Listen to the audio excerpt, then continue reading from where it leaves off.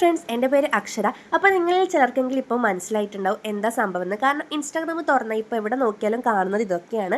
വേറെ ഒന്നുമല്ല, ഒരു ബിസിനസ് സ്റ്റാർട്ടപ്പാണ്. പലർക്കും ചായ കുടിക്കുമ്പോൾ കിട്ടുന്ന ഐഡിയയും 2-3 ഫ്രണ്ട്സൊക്കെ കൂടിയിട്ടാണ്. പക്ഷേ ഇവിടെ ഞാൻ ഒറ്റക്കാണ്. എപ്പോഴോ കടന്നു കൂടിയിട്ടുണ്ടായ ഒരു ബിസിനസ് മൈൻഡാണ്. ഇൻസ്റ്റയിൽ ആക്റ്റീവ് ആകുന്നതിന് മുന്നേയും ഞാൻ 1-2 തവണ ബിസിനസ് എന്ന് പറഞ്ഞ് ഇറങ്ങി തിരിച്ചെങ്കിലും 8 നിലയിൽ പൊട്ടിയിട്ടുണ്ട്.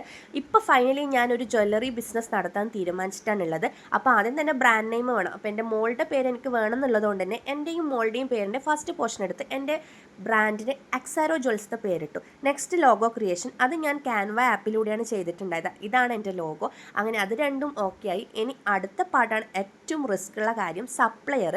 ഇത് കണ്ടെത്താൻ ഞാൻ ഒരുപാട് കഷ്ടപ്പെടുന്നുണ്ട്. ഇപ്പോൾ കഷ്ടപ്പെട്ടുകൊണ്ടിരിക്കുകയാണ്.